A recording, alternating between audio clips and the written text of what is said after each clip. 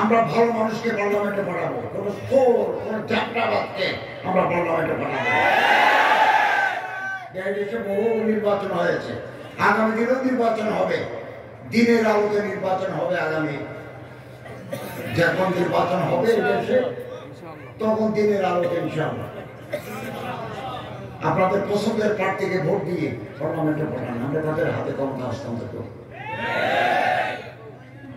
সব মানুষকে পাঠান, ভালো মানুষকে পাঠান, চোর চাপটাবাজ সোনা কারবারি 2 নম্বর এগুলোকে পাঠান, তাহলে না আমাদের দেশ ভালো হবে। ক্ষমতায় থাকার জন্য, ক্ষমতায় বসার জন্য যত মানুষ মারা লাগে মারার জন্য প্রস্তুত থাকে, তারপরও আমাকে ক্ষমতায় থাকতে হবে।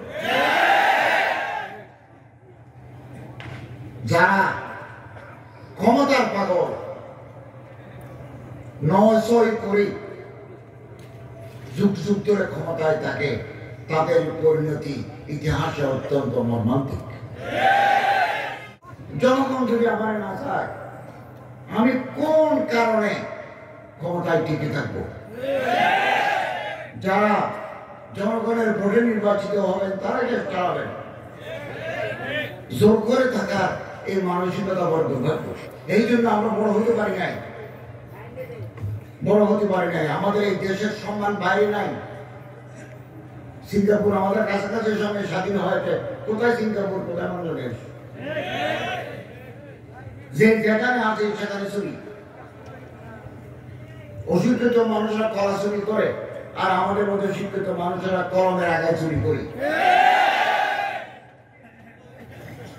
ফাইল নড়ে না, টাকা না দিলে ফাইল, এই টেবিলও টাকা, এই টেবিলও টাকা, এই টেবিলও টাকা। কি কোন দেশে বাস করি, কোন দেশ সেটা? লক্ষ শহীদের রক্তের বিনিময় দিনে স্বাধীন বাংলায় কারা আমার এই দেশকে পিছিয়ে দিল? অনেকে দায়ী, কেবল একজন নয়, অনেকে দায়ী।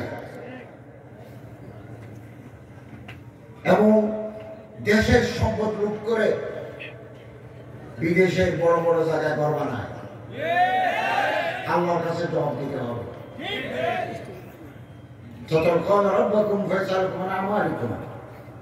দুনিয়ার সমস্ত কাজের জন্য আল্লাহর দরবারে জবাব দিতে হবে।